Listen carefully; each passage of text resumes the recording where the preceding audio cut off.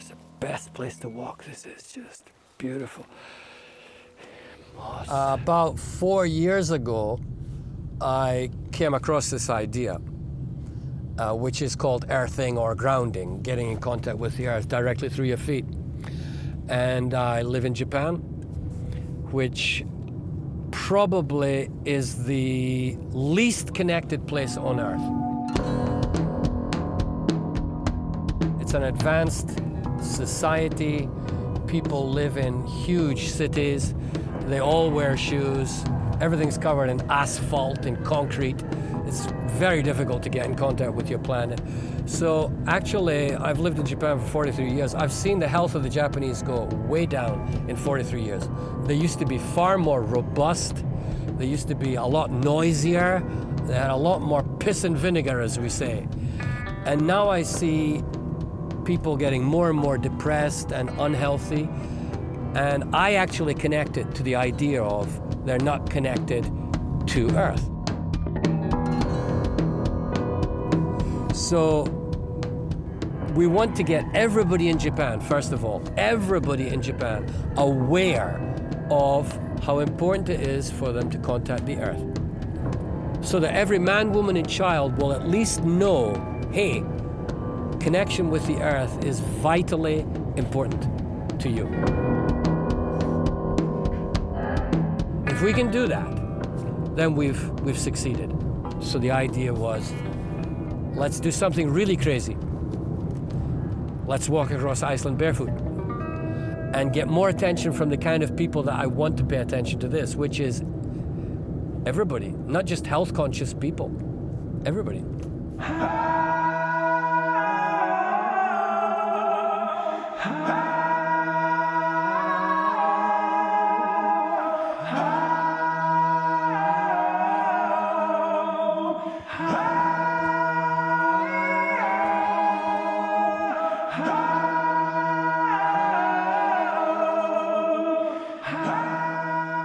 We are electronic beings. Our heart, our brains, our nervous system work on electrical impulses, which are deeply connected to the Earth's electrical potential. And if you wear these, you will not be connected to the Earth.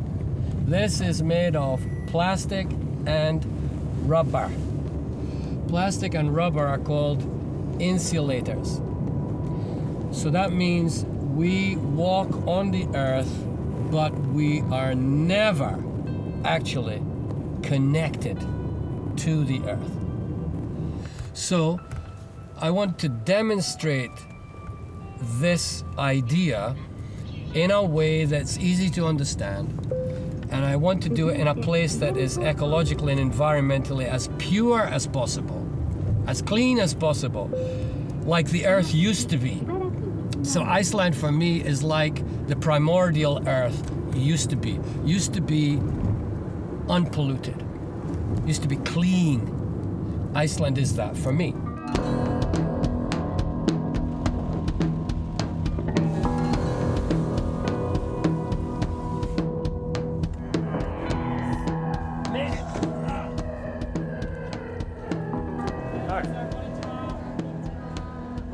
The mountains on where he just came from. It's snowing.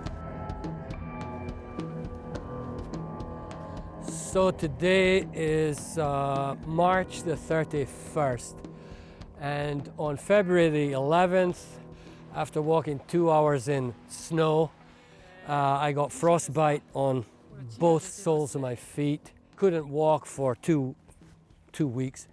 Recovering now, and so today I'm going to start barefoot training again. So I'm going to take these off and see how the new feet do, because they literally are new feet. Wet, cold ground. Feels really good to me. So let's go.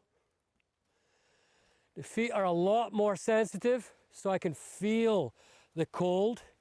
I can certainly feel the ground under me a lot more sensitive, but they're working.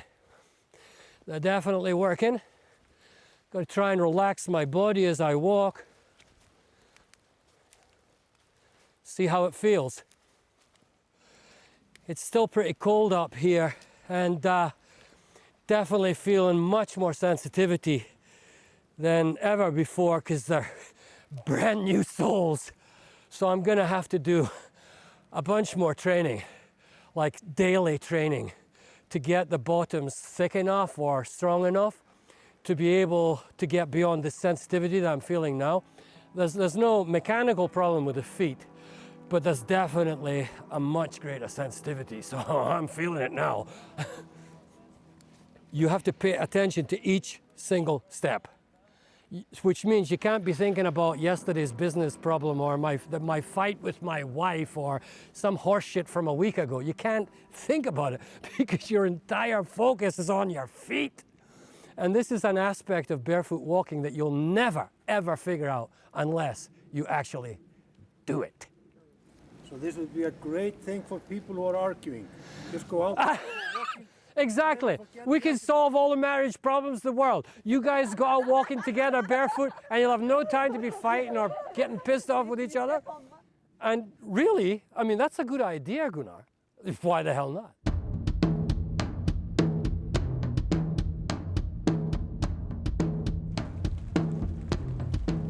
I don't see me getting a second shot at this. There's not going to be a second shot. I'm going to be 65 when I do this.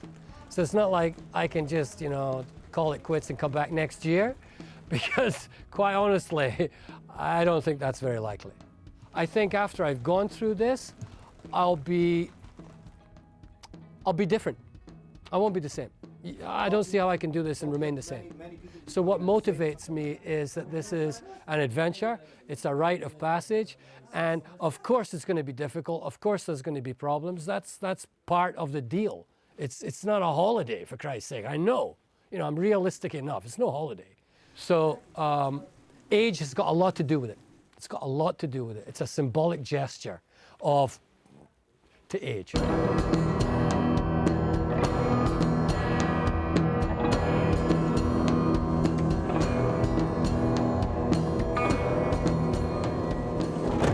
At my stage in life, giving up is not an option.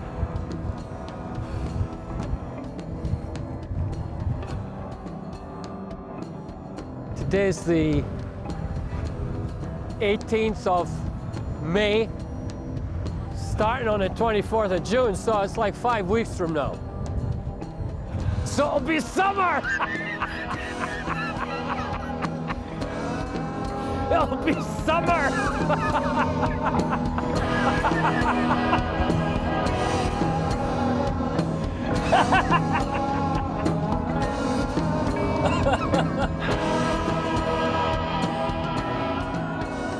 I'm gonna leave my shoes down there. I'm not gonna pick the shoes up till I come back. And then I head out between the glacier and the mountain on the left. That's the initial route that I'll follow. Everything starts here, Thingvellir.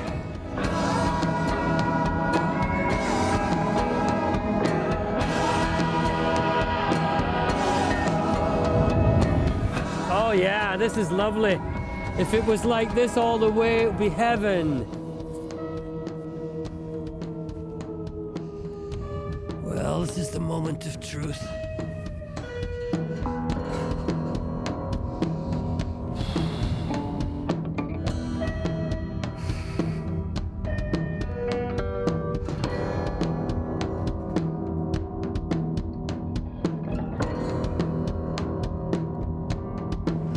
This is forbidding territory.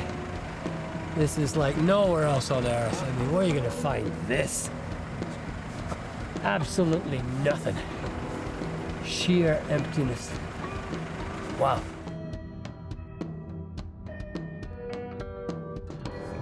This is my house on the corner on the right. So your original name is John Craig? Yep. And you're from Scotland? Yep. And now you have a different name? Yep. And you spent most of your lifetime in Japan. Why? Japan represented for me the Shangri-La of finding answers. I'd already been all over the world traveling, So when you were 17, you left Scotland and you traveled the world? Basically from 17 to 22, I was on the road everywhere. Okay. 70, 80 countries in that period. And I was, you know, it was like a quest. There's something I need to figure out. I couldn't have told you what that was, Okay. but it was obviously a quest for knowledge, for understanding.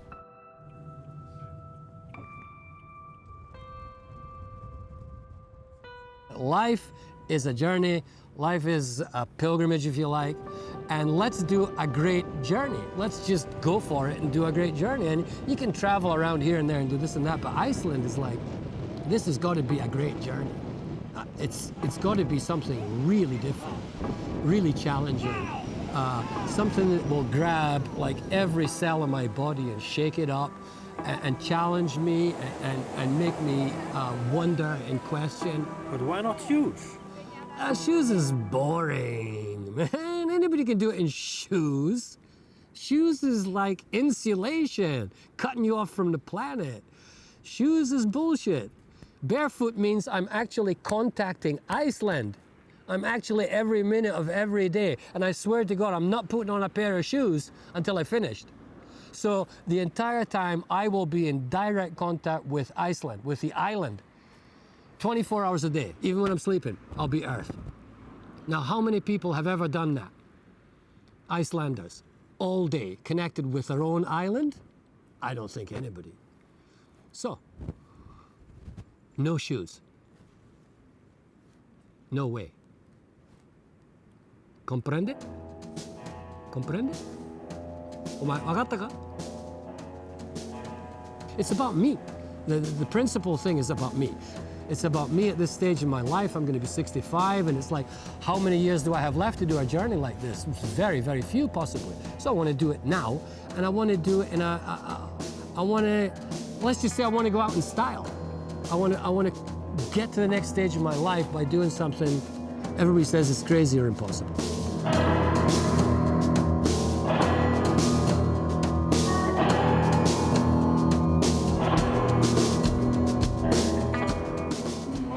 It's not the route, it's just, I mean, you don't want to follow exactly. I would just follow the road here. Yeah.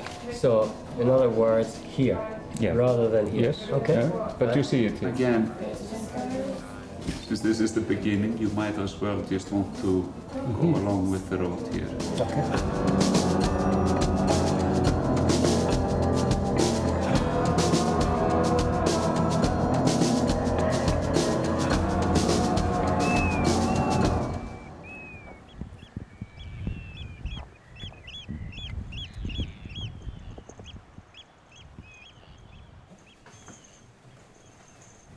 In the old days, I was told that people would use these routes to get down to the Althing, the parliament. They'd gather. And some of them would take the left route, some of them would take the right route, and there were advantages and disadvantages. But it had a history of the people of this country, the pioneers, actually doing it. So it was another connection, not just being connected to the land, but surely hundreds, maybe thousands of people had had far more difficult, challenging journeys across the Highlands than me. Oh, yeah. And I could connect to them. Map of the best routes for me. I don't know exactly how long it's going to be, maybe 4, maybe 500, maybe.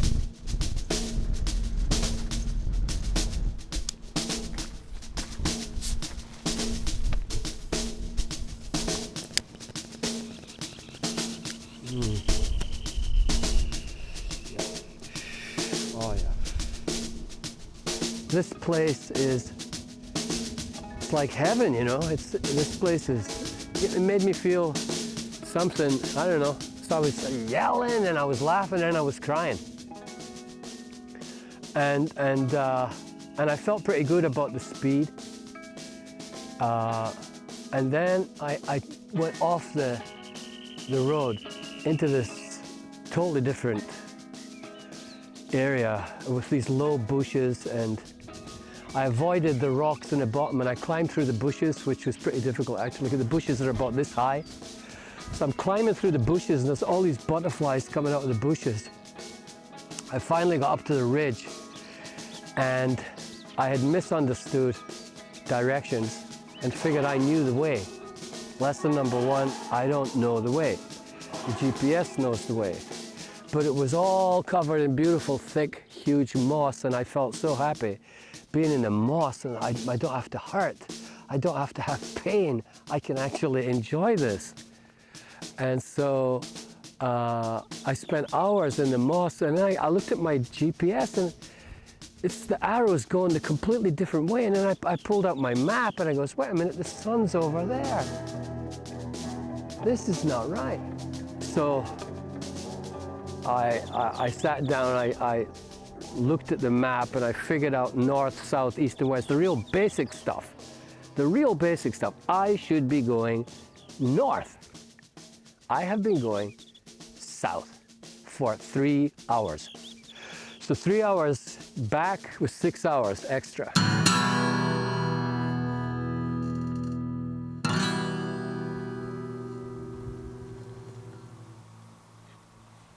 So the second day, so far, extreme pain. I already had damaged feet from last night, but the pain on this road is like something else.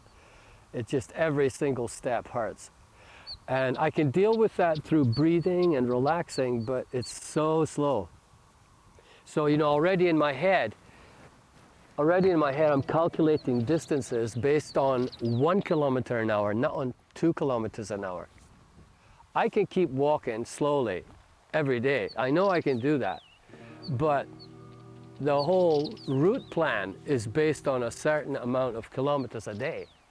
And at this speed, which is now 1 kilometer an hour, if I stay on this road, I can't do much better than 1 kilometer an hour, because each single step I got to look at. Every single step I got to look at. Where's my foot going?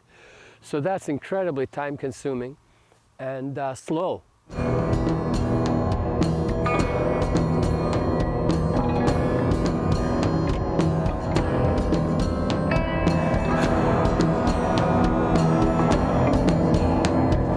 Það ekki að horfa á hann liggjandi hérna í götunni nema að sjá hvort hann verið að blæða eða eitthvað.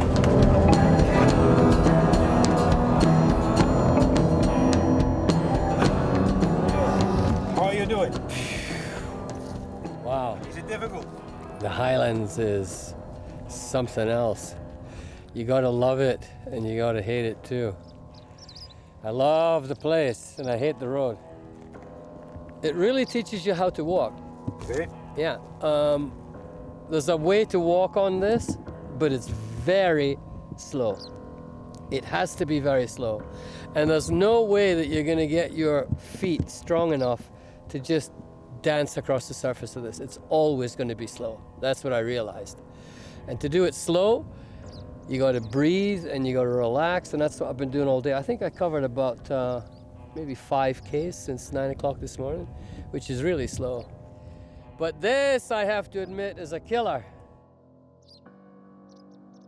I don't like jagged rocks. Look at this. Wow. The moss approaches. There's moss. Ah, never thought moss could do this for a guy. Simple little moss. Yeah. Okay, if you step on this, you can see. Yeah, this is much better. This is much better, you see. Oh, God. Yeah. God, that is beautiful. Viva Icelandic moss. 7 hours on that gravel hell.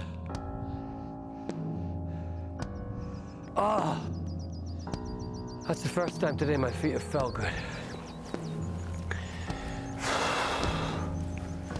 Absolute torture it was. Oh, what a great idea this was.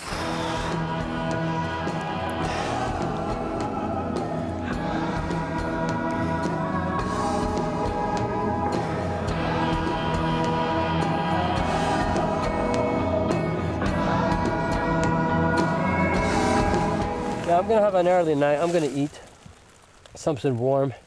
And I've got an early night because I'm exhausted. It started 9 o'clock. What is it now? 6? Yeah, that's enough for one day. I'm gonna eat sardines and some nuts, and we got one gas burner, maybe some soup. Everything depends on weather and moving between here and where the cooker is. So right now I think sardines and cheese and some fruit and nuts should do the trick. And then a good night's sleep, and we'll be ready for another, I hope, mossy day tomorrow.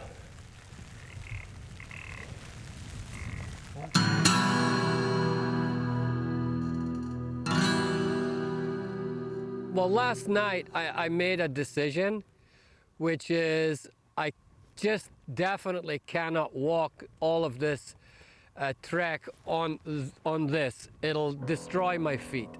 And there's no point in trying to be a hero and trying to be a tough guy, as nobody can walk on this all day without getting injured. That was made really clear. And you know, I think it was Gunnar left my earthing, like, you can't call them shoes, they're more like slippers. I think he left them in the car knowing that this would happen. Clever Icelander. And I just decided, you know, I don't want to let down my wife, I don't want to let down my family, my friends, and the people making this film, and all these people are dependent on me to actually finish this. So if I have to compromise by putting on my earthing shoes, I'm still connected to the earth and I don't get injured. And you know, I don't want to end up in a hospital. That's not going to be any good for anybody. So I made the decision. If I have to put these on, I will. The rest of the time, I'll walk on this incredible, I mean, this moss is definitely healing my feet. I can feel it. It's beautiful, it's bouncy, it's just incredible. Mother Nature is telling me a lot. It's difficult to explain, it's very hard to process, but it's like it's bringing all this stuff out of me, you know, like how I've lived my life so far. You get, I don't know, this place just does it. I recommend everybody comes here for at least a couple of days and gets a check-in with themselves. Big time check-in. Specimen A. This one's not too bad at all. This one got most of the damage. So I taped it up this morning just to cover the holes. But it's coming back really quickly, and the moss, the springy moss is actually really good for movement. It's a nice movement on the moss. I love it. I didn't expect this much moss. I'm so happy. So much moss. Today I followed the moss, and then there was a couple of places where I had to go over rock, so I really slowed down, got back on the moss and speeded up again. And the last 2 hours I've been only on the moss. It's just all around. So definitely I'm going to be the moss walker. I'm going to be the moss walker.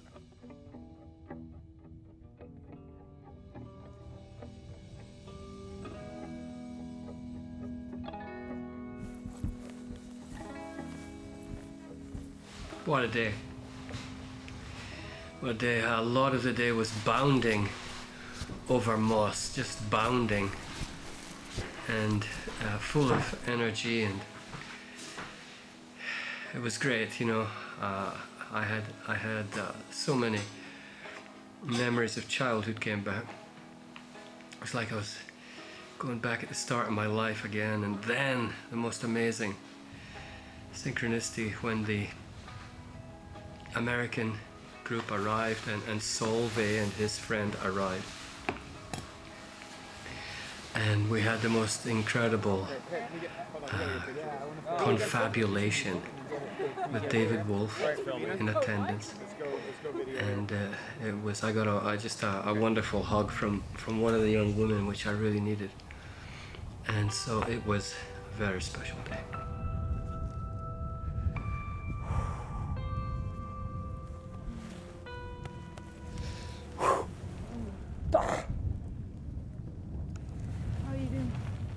good. Much better now. Much better now. That's all you do. Let me hug every now and again. Get you back on the spot, right? I try to do now every day 30 minutes, 1 hour, just in grass, and I feel the benefits. What do you feel? You get more calm, you rest better, Yeah, you rest better. and so it's just like more parasympathetic activity in the body. And yeah, and then of course probably inflammation also. Inflammation's a big one. Yeah. Definitely. Definitely good for inflammation, yeah. So I think it's something that I'm gonna be continuing doing. Why would you stop?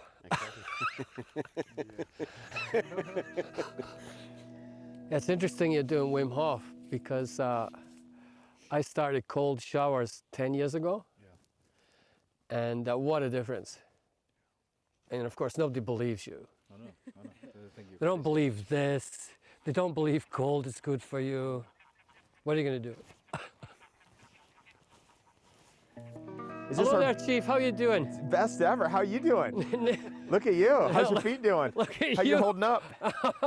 Anyway, nice to meet you, Nice Chief. to meet you. What's your name? Ehan. Echan. Pleasure to meet you, you everybody. too. We're doing a little filming here. We got you guys here. How your feet holding up? Are you a barefoot person? You do barefoot all the time, or is this a thing you're doing for a mission? Well, I've been doing it for like 4 years since the book, you know. The earthing book. The book. Okay. And it clicked. Yeah. Everybody wants a science piece. We got that already. That's in the book. We know all that information. That's in the studies.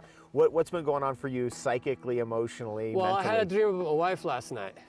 And it was, I mean, dreams definitely get richer. But last night, it was like a visitation. Yeah. You know, it was like a visitation. And it was, wow, I haven't had this level of visitation, you know. And it's since I came here. Since you came here, yeah. You're UK? I'm Scotland, yeah. Scottish. Yeah. You from which side? Glasgow side or? I'm from Aberdeen. Okay. Where are you from? I'm originally from the U.S. Yeah, New York City. Originally, but New grew up in York. California. Okay. Yeah, New York. New York, yeah. Yep. They can't go barefoot in New York because it's just too much soot and crap on the ground.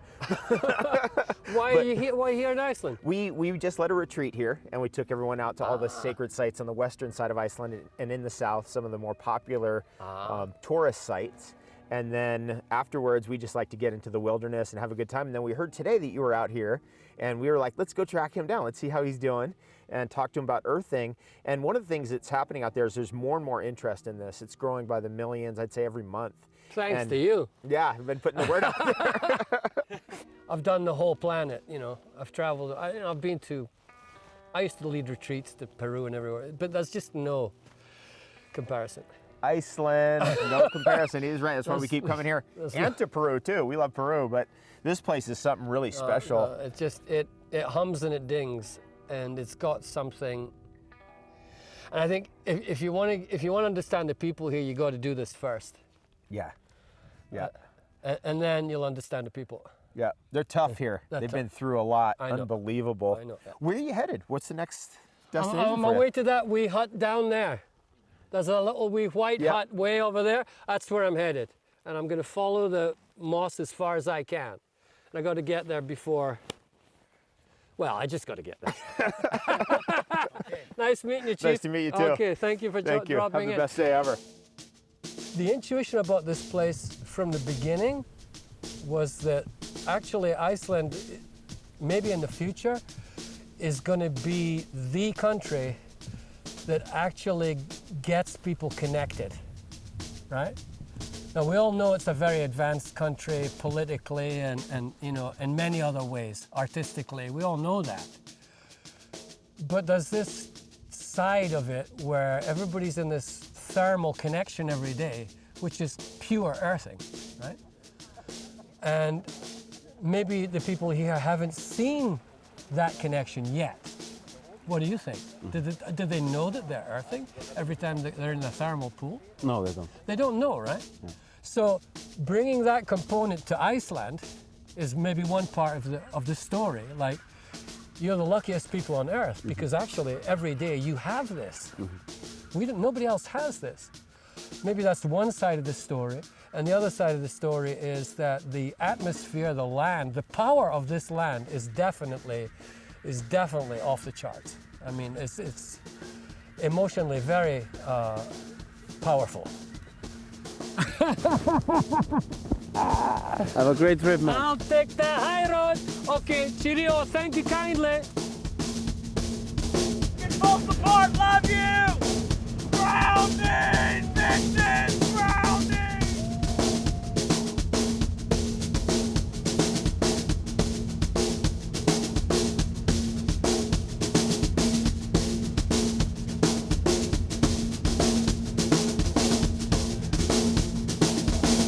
I'm in the tent, base camp 4, and it was about 20 Ks today.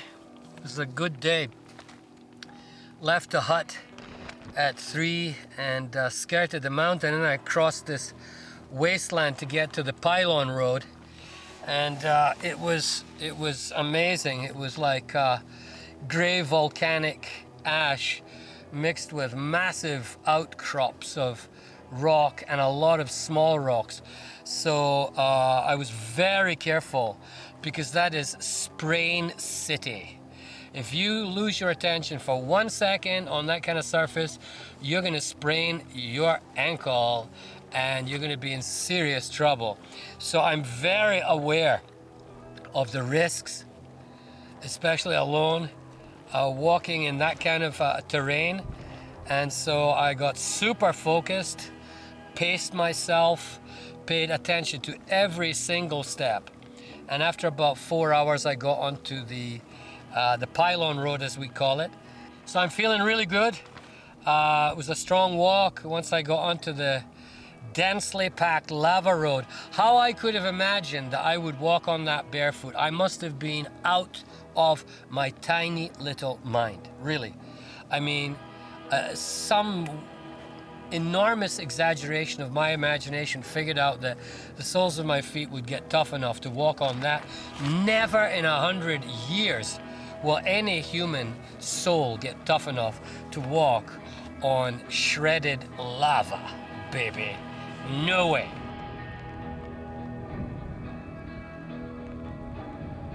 So it's day 5. We're in a cabin. Beautiful cabin. We've actually got a tree outside. A river flowing nearby. It was a hell of a day. The map is not the territory.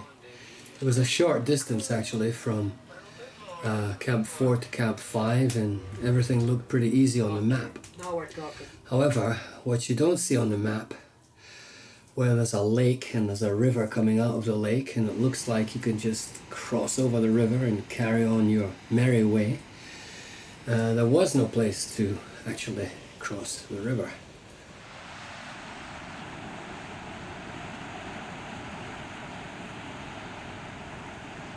There was one point where there was a jump was possible, I thought. I thought I could jump from one side of the river to the other, but underneath that drop was a very, very fast flowing river that was coming out of the lake and immediately became a waterfall. And if the jump had failed, absolutely no question, I would have died. There's no question in my mind. If I'd fallen into that water, boom, bashed to pieces, you know, going down the waterfall. So we had difficulties with navigation today. We had difficulties with communication today. And I'm very thankful that we're safe. Gunnar especially was wonderful. He stayed longer than was necessary to connect with me via cell phone, which was possible. And I asked him to bring a rope. And I wanted to tie one end of the rope to me, and I was going to jump over that gap, which I think is doable. But with a rope, if I had slipped, I still wouldn't have fallen into the waterfall. But he suggested something better, which was to swim across the lake far enough away from the strong turbulence going from the lake into the river, so that I wouldn't get sucked into the vortex. And I managed to swim across in a couple of minutes.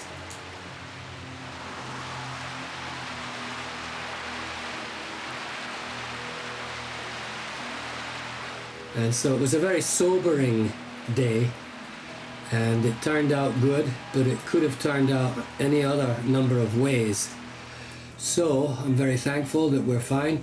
Me and Hiroki had some arguments about, why this happened, and we all have our different understandings, and it's very difficult for Hiroki because it's the first time he's driven here and he doesn't know the roads, and it's easy to get lost.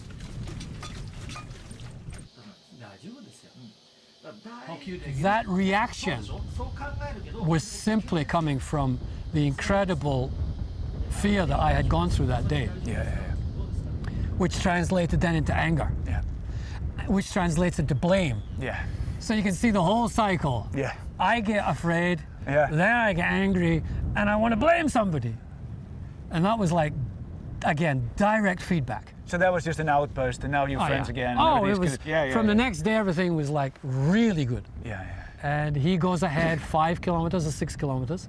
That's how I pace it. And then you, of course, have large areas in Iceland where you just don't have phone connection. There were times when we were out of contact for half a day. I went off-road. I had a GPS. I sight a mountain and I keep it, and then I don't need to look at the GPS all the time. Because I got that to look at. And those were probably the most magical moments when there's just no road.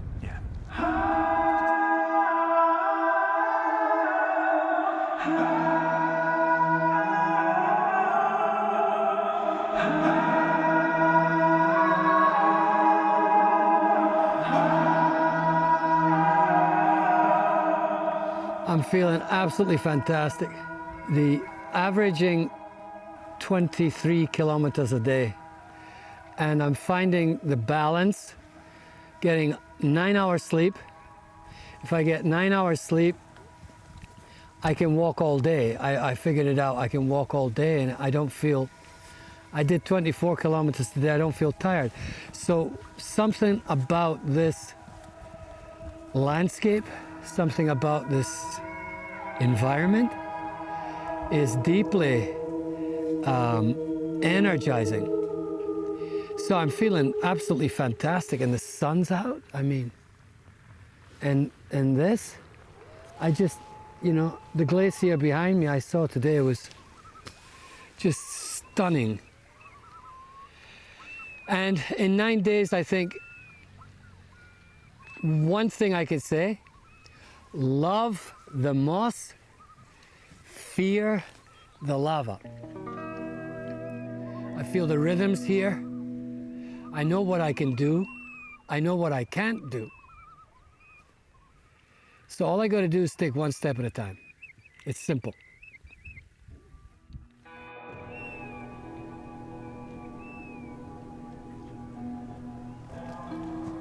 We're at the place where the thermal springs come out, and I can't pronounce it for the life of me. I've been trying all day to remember how to pronounce the name of this place.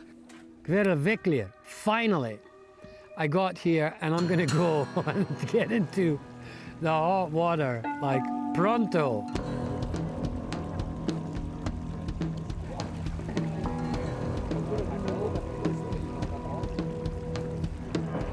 It's beautiful. The moon's out, the sun's out, the sky is clear. What more do you want?